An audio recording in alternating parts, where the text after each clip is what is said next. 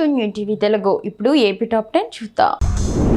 ఎగువన కురుస్తున్న భారీ వర్షాల కారణంగా గోదావరి నదిలో వరద ప్రవాహం మళ్లీ పెరిగింది. ఆచంట మండలం, కోడేరు, పెదమల్లం, భీమలాపురం, పుష్కర ఘాట్ల వద్దకు వరద నీరు చేరుకుంది.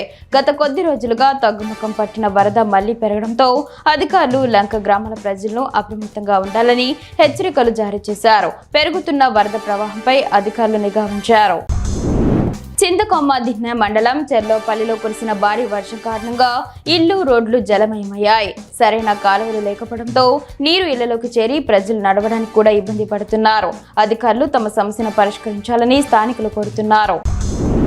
గాజువాకలోని జీవీఎంసీ 58వ వార్డు చిన్నములగాడు గ్రామంలో గంజాయి, మద్యం మత్తులో ఉన్న యువకుల ఆగడాలతో మహిళలు తీవ్ర భయాందోళనకు గురవుతున్నారు. ప్రతిరోజు సాయంత్రం 6 గంటల నుండి అర్ధరాత్రి 12 గంటల వరకు ఈ యువకులు స్థానికులను డబ్బుల కోసం వేధిస్తున్నారని ఆరోపణలు వెలువడుతున్నాయి. ద ఇండియన్ మహిళా ఫౌండేషన్ నిర్వహించిన అవగాహన కార్యక్రమంలో గ్రామ మహిళలు సిటీ పోలీస్ కమిషనర్ శంఖాబ్రత బగ్జీకి తమ గ్రామానికి రక్షణ కల్పించాలంటూ వినతి పత్రాలు సమర్పించారు. తణుకు నియోజకవర్గ ఎమ్మెల్యే ఆర్ఎంఎల్లి రాధాకృష్ణ అసెంబ్లీ సమావేశంలో పాల్గొని తణుకు పట్టణం గుండా వెళ్లే 216 జాతీయ రహదారి సర్వీస్ రోడ్ల దుస్థితిపై ఆందోళన వ్యక్తం చేశారు. ఈ రోడ్ల వల్ల అనేక మంది ప్రాణాలు కోల్పోతున్నారని, అధికారులు గత 6 నెలలుగా రేటెండర్లు పిలుస్తున్నామని చెబుతున్న ఫలితం లేదని ఆయన పేర్కొన్నారు. ఉయ్యాలవాడలోని జిల్లా పరిషత్ ఉన్నత పాఠశాల భారీ వర్షానికి చెరువును తలమించేలా మారింది. పాఠశాల చుట్టూ నీరు నిలిచిపోవడంతో విద్యార్థులు లోపలికి వెళ్లలేకపోయారు. బోడెమ్మనూరు గ్రామంలో పాఠశాలకు వెళ్లే రహదారిలో 4 అడుగుల మేర నీరు ప్రవహించడంతో ఉపాధ్యాయులు కూడా పాఠశాలకు చేరుకోలేని పరిస్థితి నెలకొంది. వైసీపీ ఎమ్మెల్సీలు శాసన మండలి నుంచి వాకౌట్ చేశారు. కుర్చీ రాజకీయం తప్ప ఇతర సమస్యలేవి ప్రభుత్వానికి కనిపించడం లేదని వైసీపీ సీనియర్ నేత బొత్స సత్యనారాయణ ఆరోపించారు. రాష్ట్రంలో రైతులు అనేక సమస్యలు ఎదుర్కొంటున్నారన్నారు.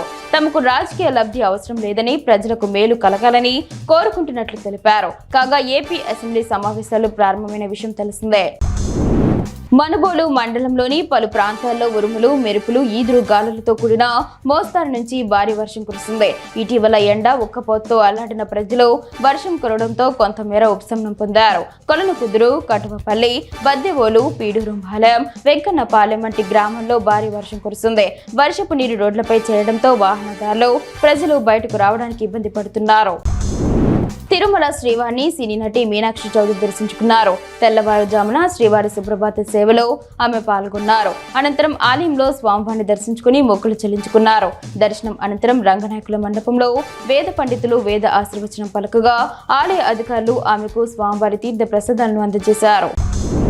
కేవలం 90 రోజుల్లో ఎమ్మెల్యే స్థాయి నుండి మంత్రిగా బాధ్యతలు చేపట్టి చరిత్ర సృష్టించిన రాష్ట్ర కార్మిక శాఖ మంత్రి వాసంశెట్టి సుభాష్ ఎదుగుదలను కొందరు వైసీపీ నేతలు జీర్ణించుకోలేక ఆయన గురించి కొద్ది రోజులుగా దిగజారుడు మాటలు మాట్లాడుతున్నారని, ఈ విషయాన్ని తాము ఖండిస్తున్నామని అంబేద్కర్ కోనసీమ జిల్లా కేంద్రం అమలాపురంకు చెందిన టీడీపీ శెట్టి బలిజ నేతలు అన్నారు. మందులు వాడిన తర్వాత కలిగే దుష్ప్రభావాలపై ప్రజల్లో అవగాహన పెంచే లక్ష్యంతో ఫార్మాకో విజిలెన్స్ 5వ జాతీయ వారోత్సవాన్ని పురస్కరించుకొని అవగాహన ర్యాలీ నిర్వహించడం జరిగిందని ప్రొఫెసర్ ఆర్ శ్రీనివాస్ పేర్కొన్నారు.